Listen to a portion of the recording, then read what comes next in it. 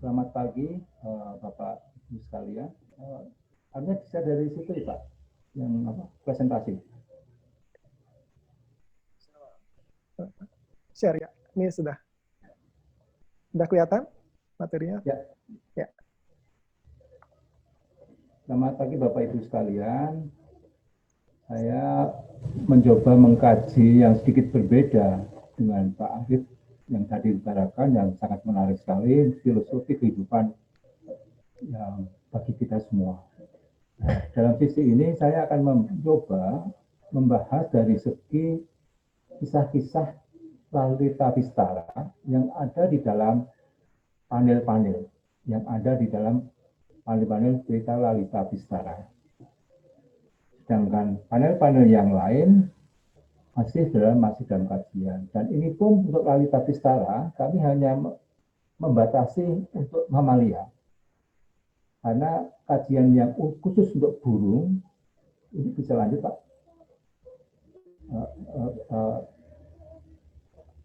Ya, untuk yang burung itu masih kami lakukan untuk pengkajian. Yang untuk mamalia sudah kami publish di Jurnal Biologi Indonesia dan bisa dilihat di jurnal biologi perbio.com yang bisa dilihat di dalam internet secara lengkap untuk mamalia. Ada 2 paper. Nah, kami akan mencoba untuk mamalia. Sebetulnya kalau saya mengkaji dengan sebaran mamalia yang ada di Indonesia dan ada di seluruh dunia, itu tidak lepas dari penyebaran agama dan kebudayaan dunia pada waktu itu. Mulai dari Islam, ada Buddha, ada Hindu, dan sebagainya. Itu membawa sesuatu yang berbahaya, dan ada yang membawa sesuatu yang kebaikan. Nah, secara biologi, bahaya apa yang disisakan dari pergerakan manusia, dari penyebaran agama, kebudayaan, satu adalah masalah invasi spesies. Jadi jenis-jenis yang berinvasif yang terbawa oleh manusia pada waktu itu masuk ke negara Indonesia dan akhirnya menyebar dan menjadi mengganggu. Nah, salah satunya adalah kalau di tumbuhan, mungkin Bapak Ibu sekalian bisa lihat enceng gondok itu adalah invasi spesies yang bukan dari asli dari Indonesia. Kemudian ada tikus dan sebagainya. Dan efek yang selanjutnya apa? Nah, ini ada efek yang lainnya adalah masalah komersialisme dari beberapa jenis mamalia, misalnya tikus, cecurut, misalnya tikus rumah, tikus kebun, dan sebagainya, itu membawa beberapa penyakit. Nah, ini yang jadi, ini adalah bukti bahwa kebesaran pada waktu itu, perdagangan pada waktu itu jika membawa beberapa yang terikut melalui agama, perdagangan, kebudayaan dan sebagainya di Pulau Jawa dan membawa beberapa penyakit yang mungkin saat ini ada yang muncul, ada yang sudah muncul, ada yang belum muncul. Lanjut, Mas. Nah, ini adalah salah contoh untuk tikus. Nah, tikus pada awalnya itu sebetulnya tikus rumah awal mula ada di daerah Jazirah India, Pakistan, Nepal dan sebagainya. Dan saya menduga tikus rumah yang kita kenal itu ada penyebarannya kemungkinan ada beberapa yang katanya melalui perdagangan dan agama, ada yang menyebar ke arah barat, yaitu yang kemudian ada yang menyebar ke arah timur, yang menyebar timur akhirnya menjadi spesialisasi, munculnya menjadi tanisumi. Dan yang ke barat adalah namanya tikus rumah, kemudian disebut 100 kasus. Kemudian ada yang namanya tikus belukar. Nah, ini tikus belukar ini menjadi penyebab penyakit pes pada masa itu, pada tahun 70-an itu di Boyolali, kemudian di Madiun dan sebagainya, itu menjadi wabah pandemi, bukan pandemi, endemi di Jawa terutama. Nah, ini yang penyebarannya tikus belukar itu bagi saya ini aneh, karena orang-orang mengatakan itu dari karena disebut tikus Polinesia dari orang-orang Polinesia, padahal enggak. Ini adalah tikus yang berasal dari Pulau Flores. yang penyebarannya dimulai dari kehidupan liang buah yang ada fosil-fosilnya. Ini sudah ada kami publish semua. Dan kemudian dia menyebar mulai ke Jawa dan sebagainya. Nah, kemudian yang tikus norvegicus itu ada dimulai dari itu ada tikus got. Itu penyebaran awal mulanya dari daerah Cina agak utara, itu Cina Tengah atau agak utara. Ya, lanjut mas. Lanjut. Ya. Nah, ini adalah penyebaran tikus untuk tikus rumah. Bagaimana penyebaran tikus itu ke Jawa, kemudian ke Eropa, ke Amerika, dan seluruh dunia. Nah, ini yang tidak terkait dengan selain agama, penyebaran pada waktu itu juga berhubungan dengan perdagangan pertanian dan perdagangan dan yang lain. Nah, ini yang agama biasanya kan mengikut dari perdagangan itu. Nah, ini yang sehingga kita berapa tahun yang lalu kita sampai saat ini penyebaran tikus itu kami belum bisa menentukan berapa tahun penyebaran itu terjadi pada waktu itu. Nah, lanjut. Nah, ini adalah sebelumnya. Ya, ini ada penyebaran tikus lanjut. Nah, ini penyebaran tikus mencit rumah. Itu mencit rumah itu tikus yang tikus yang kecil-kecil yang di dalam rumah. Ini asal muasalnya itu dari Jazirah Arab. Ada Pakistan Utara, ada Iran, dan kemudian menyebar ke seluruh dunia. Ini adalah hasil kajian kami yang kami bergabung dengan seluruh dunia untuk melakukan kajian di mana itu asal muasalnya. Nah, ini kami melakukan kajian dengan banyak orang, dengan sampel yang hampir seluruh dunia kita dapatkan, dan ini ternyata ada beberapa klik. Beberapa ada yang Eurasia, ada India, ada Eropa Barat, ada Nepal, ada Yemen, dan Kaisarlah. Ini tidak lepas dari penyebaran penyebaran agama dan perdagangan juga. Nah, ini yang menjadi sekarang yang beberapa tikus-tikus tadi ada yang menjadi penyebab penyakit leptospirosis yang tingkat kematiannya itu melebihi dari pandemi sekarang COVID. Kalau leptospirosis yang kena itu 10% meninggal. Lanjut. Ya, nah, sekarang saya mengkaji di dalam relief Lalita Bistara dari perjalanan hidup Buddha dari dalam kandungan sehingga kehidupan terakhirnya di surga Tusia yang dalam pengajaran di Taman Rusa dari Syawatana Varanasi. Sebenarnya di dalam cerita Lalita Bistara itu ada 5 babak, yaitu ada babak pengandungan dan kehamilan, kemudian ada masa muda, kelahiran sampai masa muda, kemudian ada pertanda dan pelepasan keduniawian, kemudian ada pertemuan dan perjumpaan, dan yang terakhir ada pencerahan dan pengajaran. Nah, di sini aku kaji beberapa jenis-jenis mamalia yang ada di dalam cerita Lalita Bistara. Lanjut. Ya.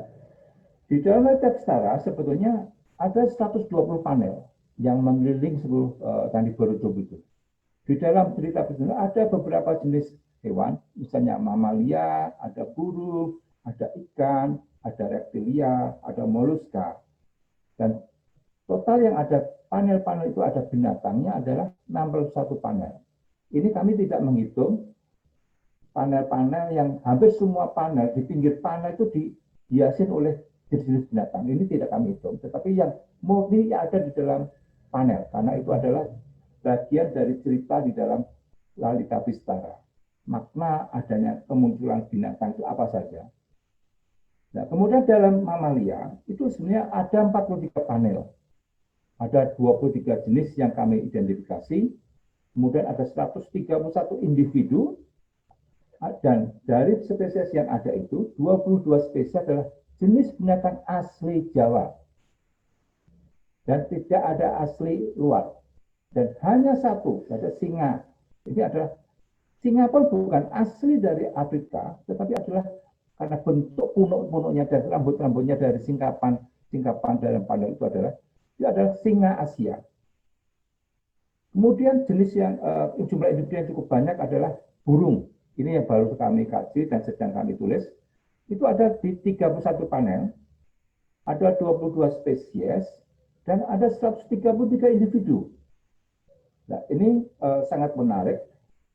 Hampir mayoritas panel yang ada di Buru itu banyak sekali yang tidak ada dijumpai di panel di dalam kelompok mamalia. Sehingga, tetapi juga ada yang mempertegas simbol-simbol burung ada di mamalia itu mempertegas keberadaan ciptaannya seperti apa. Ya. Lanjut. Lanjut, Mas. Ya.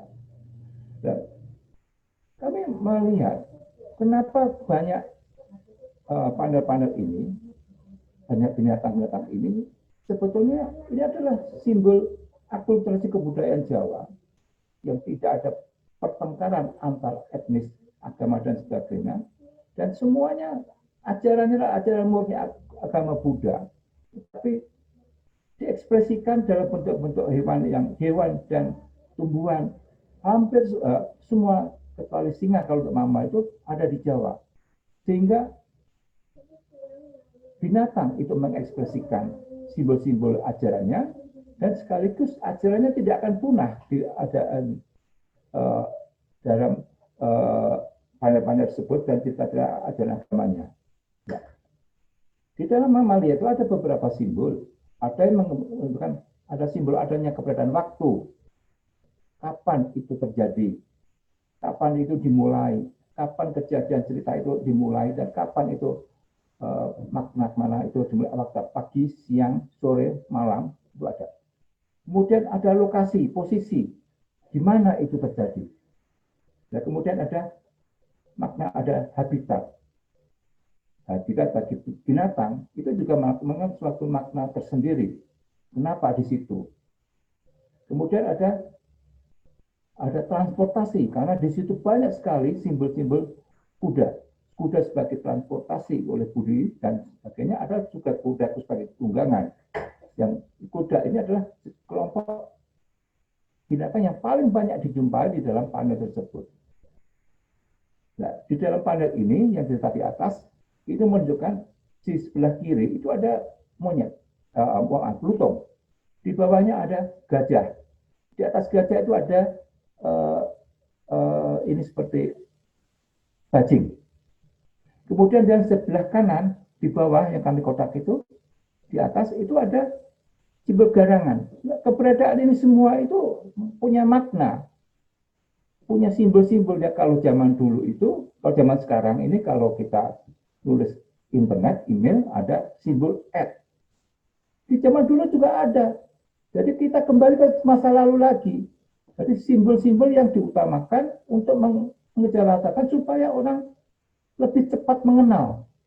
Kalau sekarang langsung kirim email. Nah, ini juga sama. Simbol ada gajah, itu pasti ada simbol keduniawian yang paling atas pada waktu. Karena ini adalah gajah adalah sifatnya adalah sebagai mega herbivore.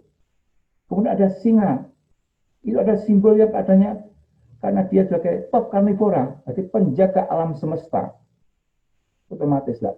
Simbol-simbol ini tidak lepas dari yang sekarang itu ada ada dan sebagainya di dalam istilah komputer masa sekarang. Jadi dalam fanatisme sebenarnya ada pada atas menyebutkan para dewa yang memberikan jubah bersih kepada bodhisattva yang kemudian diterimanya kejadian di hutan. Jadi kejadian ini ada habitatnya gajah ini cenderung di hutan. Kemudian ada yang blutung ini juga cenderung di hutan. Kenapa di atas? Kenapa tidak di bawah? Karena blutung itu habitatnya tinggalnya memang di atas. Tidak mungkin dia di bawah. Kalau di bawah pasti itu diganti oleh monyet kera atau monyet pedaukleng yang ada di pinggir jalan. Nah, kenapa gajah?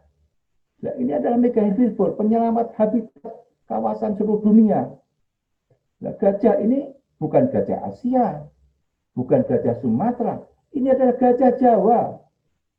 Nah, ini bisa dilihat dari ciri khas dari telinganya. Proporsi telinga, bukan bentuk besar kecilnya, tetapi proporsi telinga itu kelihatan sekali. Cenderung lebih besar dibanding gajah Asia. Nah, Gajah Jawa itu yang sekarang bisa dilihat itu gajah yang ada di Kalimantan, itu sama spesies. Nah, kenapa ada di Kalimantan? Itu hadiah dari kerajaan Mojopahit dibawa ke kerajaan Sulu yang akhirnya melepas, dia ada di Kalimantan Utara dan sekarang sampai sekarang masih ada. Nah, lanjut Mas. Nah, kalau dilihat dari keberadaan gajah, ada singa, ada itu tidak terlepas dari bagaimana habitat dan tersusunnya sebuah ekosistem. Dan semua itu pasti ada hubungan dengan piramida pakan. Yang piramida pakan itu yang paling atas. Nah, yang di bawah adalah sebagai konsumen dan penyedia pakan. Nah, ini harus dijaga dengan baik. Kalau kita memelihara piramida pakan yang paling atas, kita selamatkan, otomatis yang di bawah juga akan selamatkan. Nah, di dalam ini, kalau kita di dalam panel itu ada singa dan harimau Jawa. Nah, kalau piramida pakan itu, singa adalah bagian dari top karnivora. Kalau kita menyelamatkan singa di padang yang di Asia itu, maka semua binatang yang di bawahnya pasti juga akan terselamatkan. Karena tidak ada singa, berarti tidak ada pakan. Kalau pakannya ada, pasti singanya ada. Hal yang sama ada di Jawa. Ada harimau. Nah, harimau di dalam simbol-simbol Lalita Bistara itu selalu dalam bentuk kurung. Di panel yang dikurungin, dikotai. Nah, itu sebuah keabadian. Nah, ini yang banyak yang tidak tahu kenapa di dalam kurung, maka teman-teman tidak. Nah, harimau itu juga top karnivora di Jawa yang sampai sekarang sudah tidak ada lagi. Nah, top karnivora itu dia akan menjaga kondisi pakan, menjaga ekosistem yang ada di bawahnya. Makanya di dalam panel-panel di bawah di Lalita Bistara itu, keberadaan harimau biasanya ada di sampingnya ada keberadaan rusa atau kijang. Nah, ini menjadi pakan utama, bukan keberadaan babi.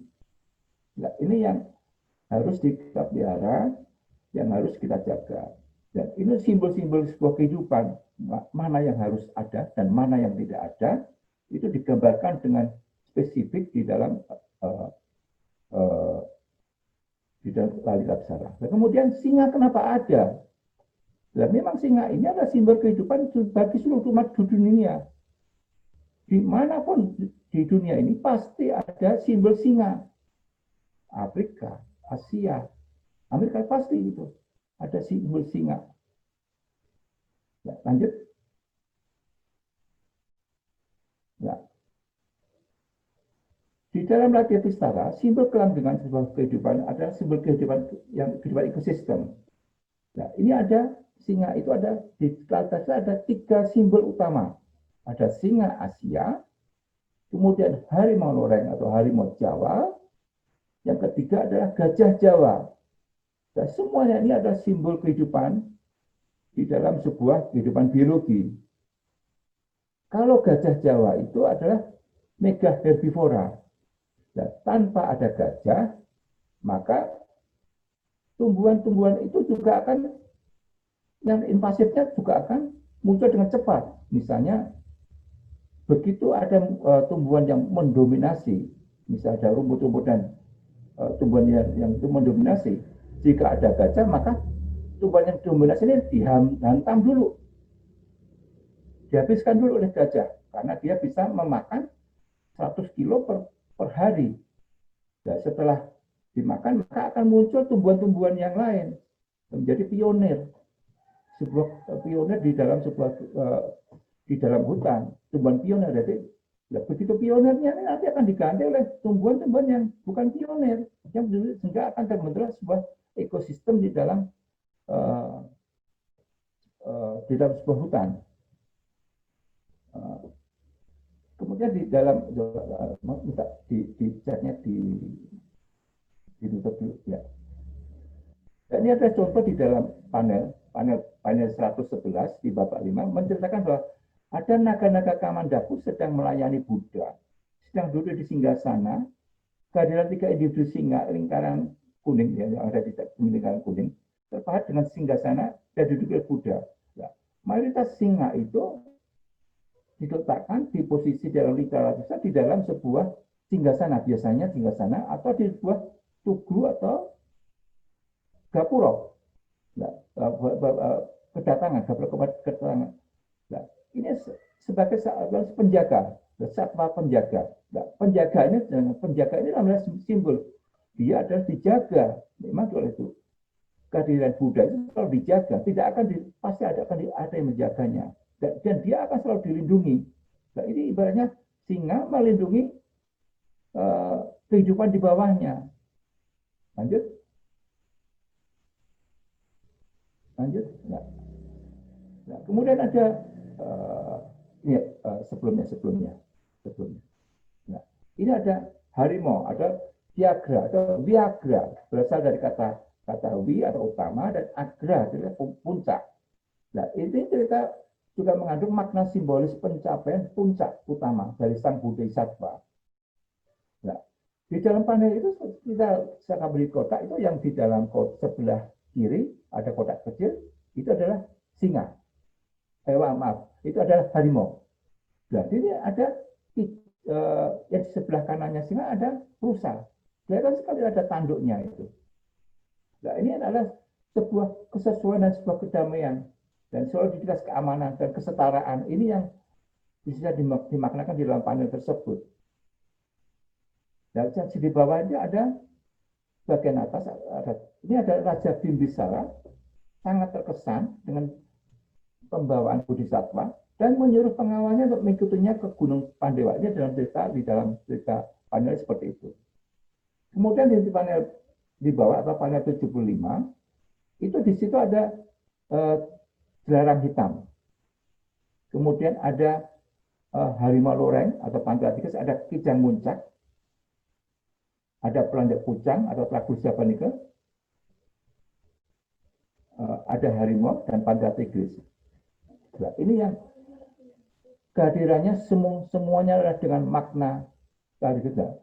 Ini kenapa ada di kemunculan ada di kanan, kemudian kenapa ada di kiri, binatang itu ditempatkan. Nah, ini saya cenderung di kanan itu ada harimau. Nah, harimau itu hidupnya di mana? Di malam hari. Nah, makanya ada kemungkinan cerita ini dimulai terjadi di malam hari. Nah, kemudian didukung juga dengan ada di rusa, kijang muncak ini. Ini juga kehidupan di malam hari. Kalaupun malam hari, tetapi di dalam sebelah kiri ada kejadian, ada ada pelanduk pucang. Ini kejadian di malam hari. Paling tidak mulai dari sore hingga pagi hari. Nah, ini cerita-cerita yang di dalam bisa menerjemahkan terjadinya kapan kejadian itu dilakukan dan Budi itu terjadi. Lanjut.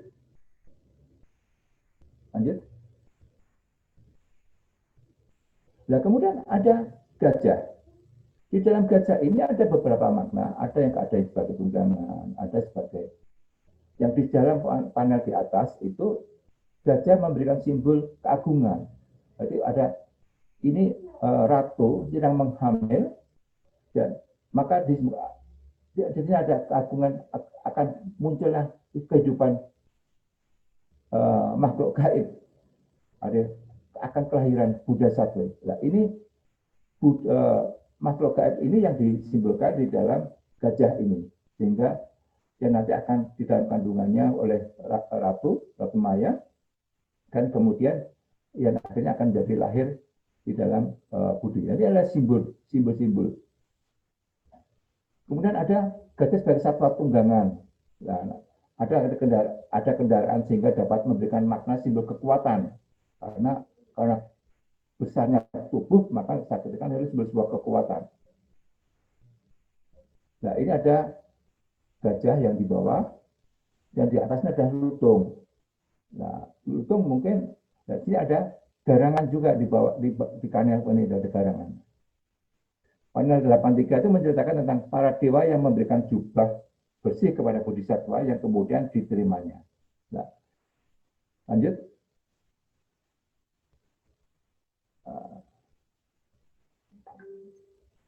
Nah, selain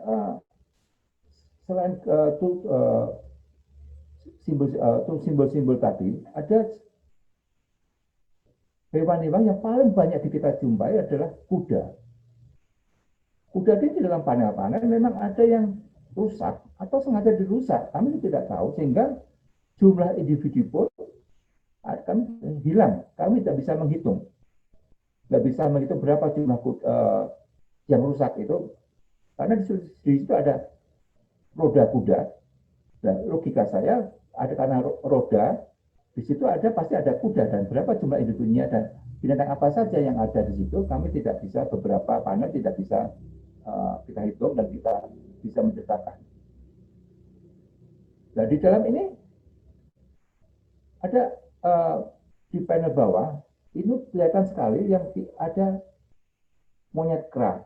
Monyet kera di dalam panel yang bawah itu menceritakan bahwa Buddha diserang. Nah, penyerangannya keroyokan lah, ibaratnya keroyokan. Nah, keroyokan ini bisa disimbolkan dari kehadiran monyet kera.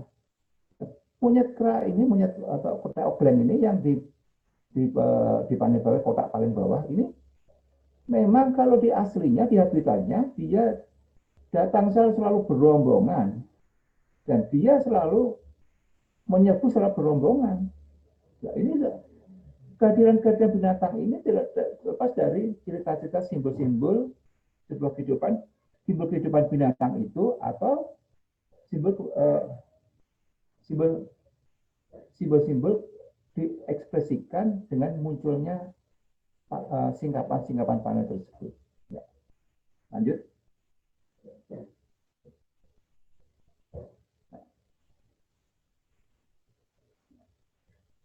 Nah, ini adalah sebuah simbol sebuah pengabdian atau keteguhan, kelurusan dan keserakahan. Ini bisa disimbolkan di sini juga. Nah, di panel atas itu raja sedang memberikan sedekah kepada para brahmana. Di dalam itu ada simbol anjing. Dan ini hanya satu-satunya simbol anjing itu ada di dalam panel tersebut. Nah, anjing itu tahu sekalian, itu adalah sebuah pengabdian kepada induk semangnya. Nah, inilah simbol-simbol yang diceritakan di dalam panel tersebut. Kemudian di bawahnya ada panel yang Buddha yang akan menyeberangi sungai Gangga dengan meminta bantuan tukang perahu untuk menyeberangkannya. Namun tukang perahu tersebut meminta bayaran, sehingga Buddha tidak bisa memberikan bayaran tersebut. Akhirnya Buddha menyeberang sungai dengan kekuatan batinnya.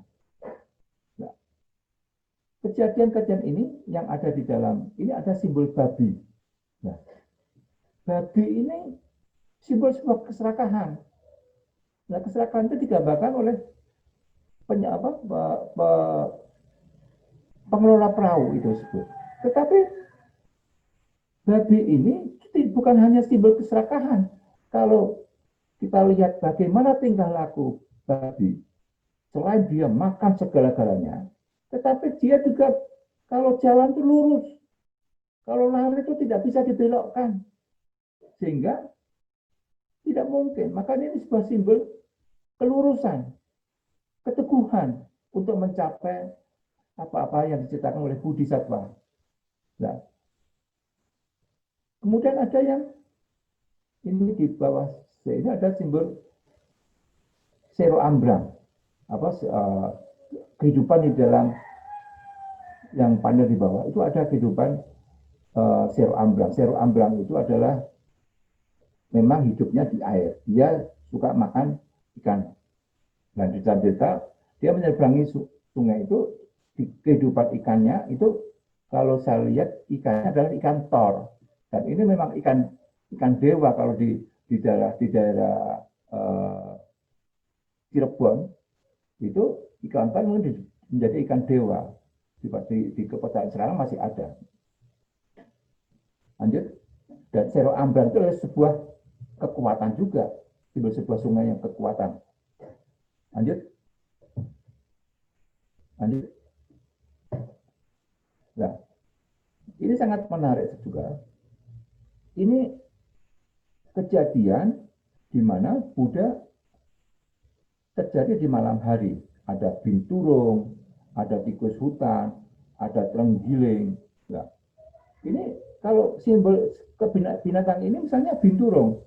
Binturung itu kalau hidupnya di atas pohon, dia kalau meninggalkan lokasinya, biasanya dia meninggalkan bau harum sekali. Nah, makna apa yang bau harum ini? Nah, ini tidak lepas dari sepeninggalan Buddha, dia akan meninggalkan keharuman.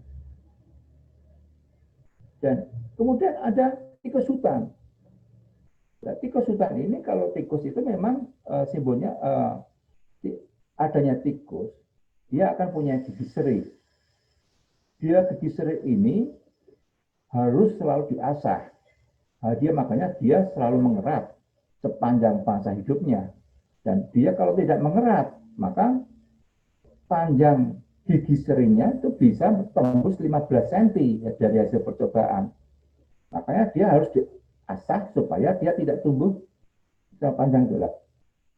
Pengasahan ini adalah simbol dari sebuah budi yang selalu melakukan pengabdian kepada ketulusan sepanjang masa. Nah, ini adalah simbol. Nah, kemudian ada terenggiling.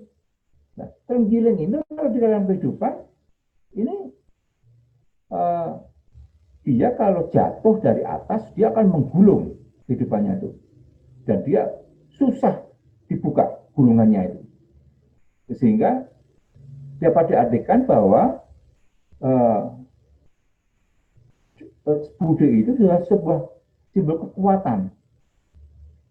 Nah, di sini ada simbol-simbol air. Nah, ini ada, kalau ini kejadian di malam hari atau pagi hari, nah, Buddha sedang melakukan pertapaan dengan sungguh-sungguh. Nah, pertapaan sungguh-sungguh ini apakah sehari, 2 hari, 3 hari? Nah, ini kemungkinan terjadi berhari-hari, paling tidak sehari semalam. Karena ada simbol binatang malam, maka kejadian Buddha ada di simbol pasti di malam hari. Tetapi di sebelah kiri ada simbol burung. Nah, simbol burung ini ada simbol merak juga sebelah kiri. Ada simbol air. Nah, ini simbol air ada segitiga di bawah. Bentuknya petunjuk segitiga ke bawah. Ini simbol air. Kalau segitiga di atas adalah simbol dataran tinggi, terbangun tinggi. Nah, ini kemungkinan terjadi Buddha itu karena ini ada di malam hari simbol binatangnya dan ada simbol burung. Nah, burung ini burung yang ada di dalam literati Pastara. Semua burung yang ada itulah terjadi di pagi hari. Yang identifikasi kami yang baru sedang kami tulis itu burung-burung yang hidupnya di siang hari, pagi hari, siang atau sore. Ya, ini maka dalam cerita ini kemungkinan Budi melakukan pertapaan dengan sungguh-sungguh itu terjadi sehari penuh atau berhari-hari. Ini yang di dalam cerita itu bisa menceritakan bukti seperti itu. Lanjut. Ya. Kemudian saya mencoba menganalisis secara statistik bagaimana kehebatan masa lalu, bagaimana koreografernya menceritakan binatang-binatang itu, dan dia bisa menghitung mana harus muncul, mana tidak harus muncul, dan mana harus kita berhitung dari awal hingga akhir. Ini ada pakai matematika modern yang kita lakukan pada masa sekarang. Ada dalam clustering kemunculan binatang-binatang ini. Ini kami analisis dengan breakout test yang tidak hanya ada dan tidak, tetapi sudah kami hitung berapa individu itu munculnya. Di sini ada setara, ada harimau yang kita, ada singa, ada gajah, ada kuda, ada anjing. Lah ini yang Akhirnya kita membuat suatu kalimat bahwa di dalam cerita itu lalu secara tergambar bahwa satwa pengikat puncaknya untuk selalu mengabdi setia kepada yang memilikinya adalah seolah-olah di dalam tingkah laku seperti anjing kampung, kemudian menggunakan kendaraan kuda, karena hampir semua yang ada di dalam cerita itu adalah kuda ternak itu digunakan sebagai kendaraan, dengan alam semesta yang selalu terjaga karena adanya top karnivora di dalam alam, yaitu keberadaan harimau loreng, kemudian dan selalu bebas terjaga hingga nirwana dengan keberadaan megaherbivora atau gajah Jawa. Dan penjaga sebagai top karnivora adalah singa Asia. Nah, ini makna-makna yang ada berapa kelompok ini? Ada 1, 2, 3, 4. Nah, ini ada kelompok clustering yang ada kami analisis. Lanjut, Mas. Nah, kemudian saya mencoba menganalisis dengan analisis yang lain. Ini saya menggunakan principal component analysis. Nah, kita berdasarkan berapa babak, ada 5 babak yang kita analisis. Jadi ada pengandungan dan kehamilan. Nah, pengandungan dan kehamilannya dicirikan oleh binatang apa? Di dalam mamalia itu ada gajah Jawa. Nah, gajah Jawa ini menjadikan nilai keagungan pada diri Bodhisattva sebagai calon Buddha. Nah, ini ada tadi kan ada gajah putih yang kita akan pakai tadi panel tadi. Kemudian ada masa babak kelahiran dan masa muda, di mana kuda ternak yang menjalankan nilai-nilai kekuatan, kecepatan, dan ketangkasan lainnya masa muda Bodhisattva yang kuat, cepat, dan tangkas.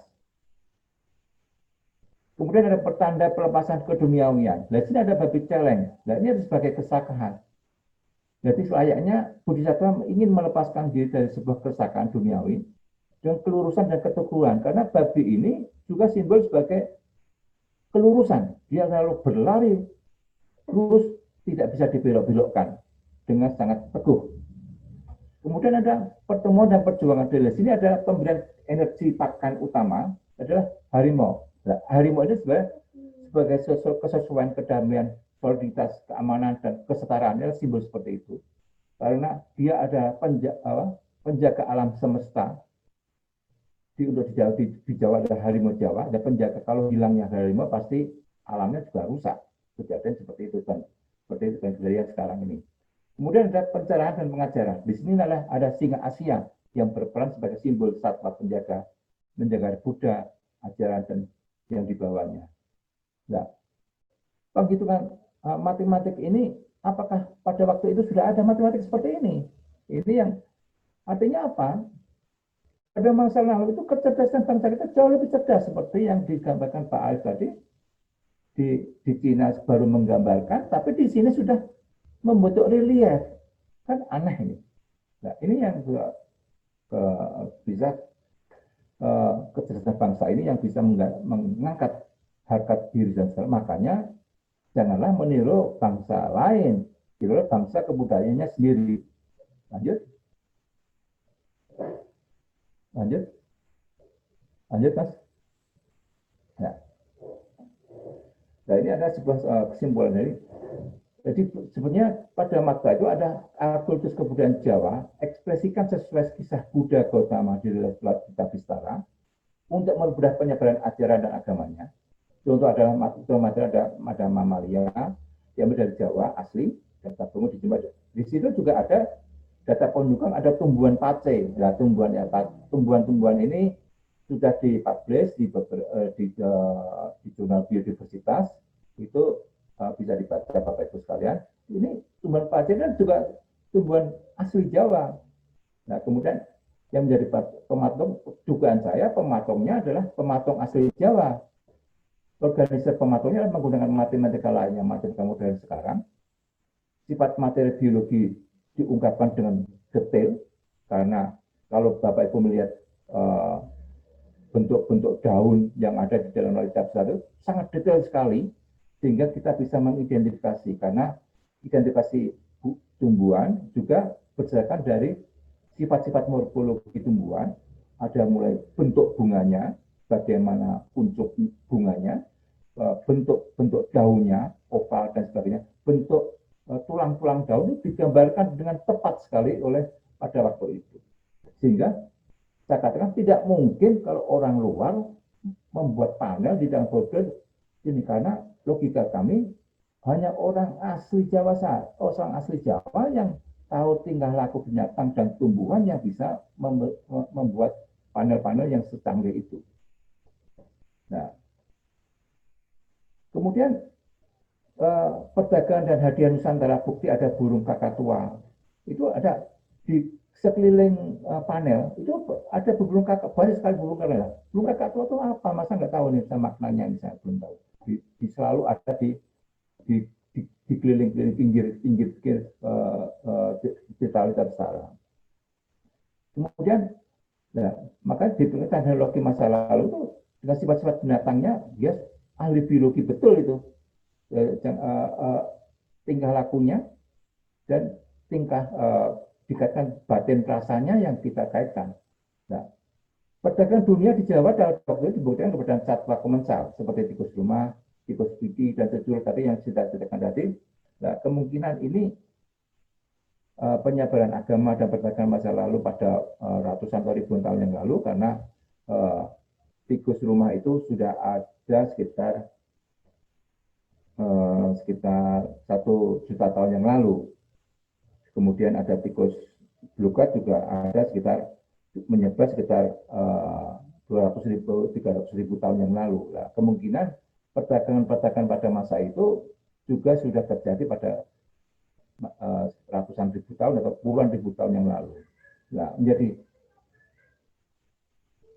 tikus-tikus ini yang menjadi tikus-tikus atau tercurut yang menjadi tikus host beberapa penyakit yang sampai sekarang. Salah satu yang mengkhawatirkan bagi kami adalah tersebarnya leptospirosis.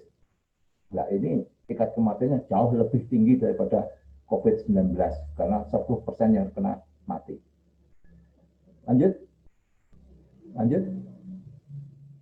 Nah, ini saya ucapkan terima kasih karena hasil kajian penelitian kami pada waktu itu yang sudah kami publish kepada beberapa staf peneliti biologi, ada Purwodadi, ada Pak Arif, ada Pak Indi, dan tentu ada Balai Konservasi Candi Borobudur yang mengizinkan kami untuk melakukan penelitian ini.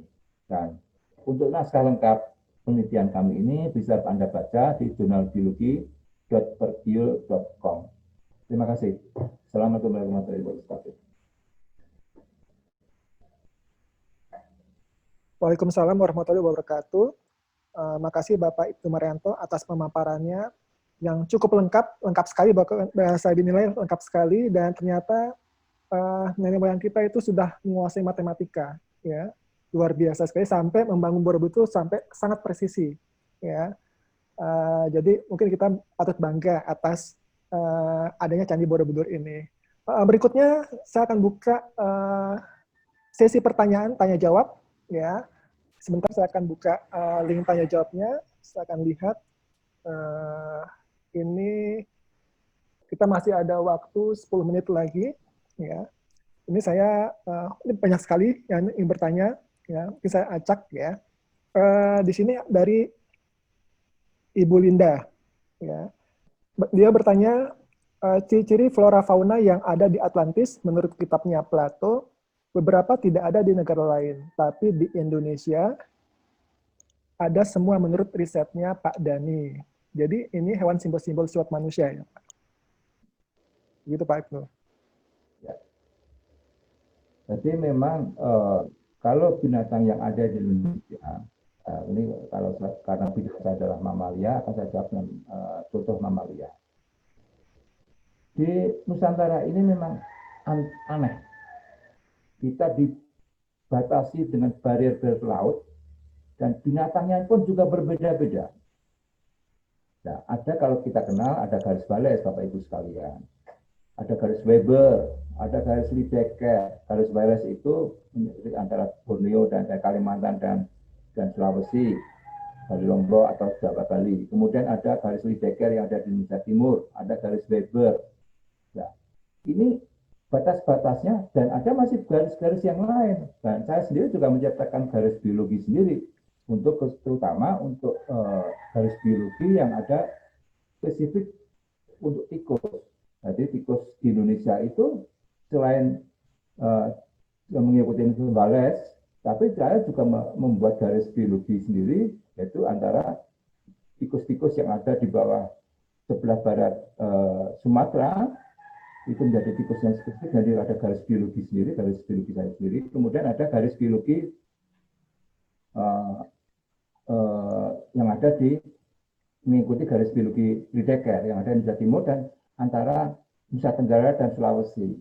Nah, ini garis biologi ini yang sangat menarik sehingga melibatkan binatang-binatang yang ada yang menjadi sehingga dia harus paling jalan berjalan di namanya di Indonesia. Ya. Bentar.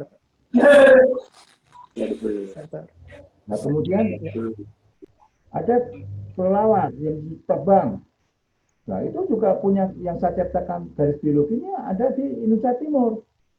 Antara Sulawesi dan Halmahera, kemudian ada Halmahera dan Papua, itu spesifik sekali garis biologi sehingga binatang-binatang yang di situ kecil kemungkinan ditemui di daerah Indonesia Barat. Nah, ini yang menyebabkan diversitasnya di Indonesia itu sangat tinggi sekali. Nah, hal yang sama untuk burung. Nah, burung itu ada garis murai. Dan kemudian ada beberapa garis yang lain yang sebelumnya. Bahkan di Jawa pun, itu saya menilai ada beberapa garis. Kalau Bapak Ibu lihat di Jawa itu sebetulnya ada kukang. Kukang itu hanya batasnya tersebar sampai di Gunung Slamet, Pekalongan, Pemalang. Di sebelah barat sampai daerah itu. Di sebelah timurnya itu sudah tidak ada lagi kukang. Ada juga lutung rek-rekan, hal yang sama. Sehingga ada kemungkinan garis biologi itu ada di batas antara Gunung Slamet itu, Gunung Pekalongan dan Pemalang itu, atau Kali Pemalang. Nah, bagaimana dengan secara metafisik? Apakah ada di situ juga banyak ada kerajaan metafisik di situ? Kalau Bapak Ibu yang ahli metafisik mungkin saya tanyakan, itu ada kerajaan besar di situ secara metafisiknya pada masa itu. Nah, garis biologi di Jawa itu di Indonesia Timur, di Jawa Timur juga ada. Itu ada di daerah sekitar Gunung Bromo, Pasuruan di situ.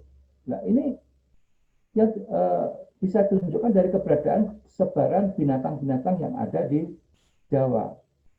Nah, binatang yang di dalam Lalita Vistara yang di dalam ini memang binatang itu asli Jawa sekali dan tidak mungkin dari Asia. Nah, memang di Asia memang ada jenisnya, tetapi hanya di level family atau level genus, nah, bukan di level spesies. Nah, tinggal lakunya juga kalau dikaitkan dengan ceritanya lebih cocok dengan cerita Lalita Vistara, lebih cocok dengan binatang asli Jawa. Terima kasih. Ya. Terima kasih Pak Ibnu. Ini ada pertanyaan dari Bapak Topan Dwiono Purbaya. Apakah pohon kalpataru yang ada di Borobudur mencerminkan salah satu jenis pohon yang ada di Jawa? Kalpataru, aduh, saya tidak tahu jenisnya ada atau tidak ya. Tetapi di tumbuhan, saya bukan ahli tumbuhan, tetapi Bapak Ibu sekalian bisa lihat di jurnal biodiversitas. Jadi terbit tahun ini sekitar bulan Maret atau Juni lah itu. Tahun ini di biodiversitas itu online itu bisa dibaca. Tapi kemungkinan saya tidak tahu ya itu. Tapi kalau dia di sekilas di Lalita Vistara ya, kan itu kan kesingkapnya mulai dari Karma Bangga sampai di bawah sampai yang di atas. Nah, ini identifikasinya belum selesai semua. Kemungkinan ada kemungkinan karena ada menjadi sebagian dari simbol negara kita. Nah, misalnya ada di itu yang saya lihat jelas itu ada pohon bodi itu pasti ada, kemudian pace, kemudian ada kalau misalnya jambu itu masalah, jambu Jawa masalah. Nah, kemudian ada tebu. Nah, simbol tebu ini kan sudah ada pada masa itu. Nah, kemungkinan besar ya budidaya pertama kali pada waktu itu ada di situ. Kemudian ada pisang yang menyimbolkan kelemahan dari diri kita, karena kelemahan karena mudah dipotong ya, mudah roboh. Kemudian ada kayu jati itu ada juga di situ, kayu jati itu karena simbol kemiskinan karena hidup ya. Kayu jati kan umumnya tinggal di daerah-daerah gersang, di daerah kas yang miskin hara. Nah, itu yang jadi bagian dari tumbuh-tumbuhan. Secara lengkap kami tidak bisa mengatakan tumbuhannya apa saja, cukup banyak, tapi saya tidak tahu, tidak hafal saya. Baik, terima kasih Pak Ibnu. Ini satu lagi dari pesan dari Bapak Usman Joko. Pak Aris menyebut Taman Kijang sebelumnya, sementara Pak Ibnu menyebut Taman Rusa. Secara biologi terdapat perbedaan antara kijang dan rusa. Bagaimana makna simbolik? Apa beda atau sama?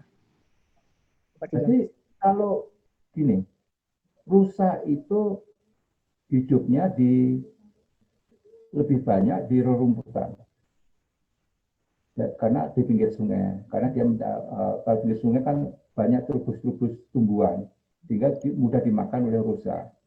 Nah, di dalam rusa di dalam Paleolithic Besara itu banyak tersingkap itu di bangunan-bangunan, dekat bangunan, sehingga di taman-taman.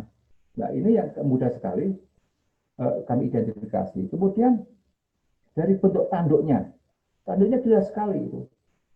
Ukiran tanduknya itu tinggi. Dan rusa ini cenderung hidupnya di siang hari, bukan di malam hari. Nah, kemudian ada kijang.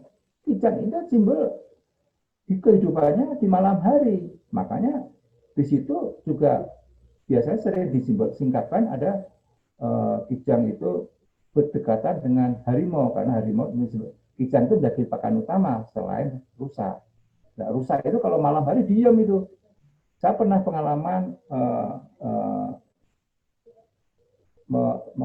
untuk berburu rusa untuk penelitian di daerah Papua di ujung Sungai Bian. Dalam 4 jam 15 menit kami dapat 10 ekor. 15 menit. Karena mudah sekali dengan senter kita sorot, langsung kita tangkap. 15 menit dapat 10 ekor. Coba kalau siang, lari dia. Nah, itu yang terjadi seperti itu.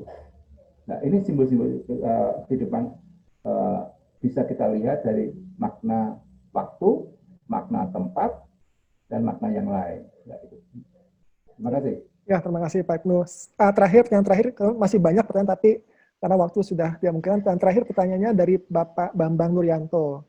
Mau tanya, penggambaran satwa yang ada di Borobudur, apakah menggambarkan keseimbangan ekologi di daerah wilayah ekoregion, apa Pulau Jawa secara keseluruhan? Jadi, satwa-satwa yang ada di dalam Desa Besara ini, saya melihat cenderung menggambarkan makna kehidupan, simbol-simbol kehidupan. Yang maka saat ini saya katakan kalau ada simbol S itu simbol alamat email. Nah, ini simbol-simbol ini pada waktu itu sudah digambarkan. Misalnya ada gajah putih, simbol itu pasti akan ada orang yang datang, orang suci datang, kedatangan orang suci. Nah, itu ya seperti itu. Dan binatang yang ada itu memang hanya menggambarkan di Jawa ya. Tetapi saya lihat di burung, saya beberapa baru belum selesai ya. Ini ada banyak sekali burung paruh bengkok. Nah, apakah ini belum saya analisis? Apakah keberadaan burung paruh bengkok ini kaitannya dengan perdagangan masa lalu? Karena burung paruh bengkok itu lebih banyak dari daerah Indonesia Timur. Nah, ini yang menjadi pertanyaan bagi kami.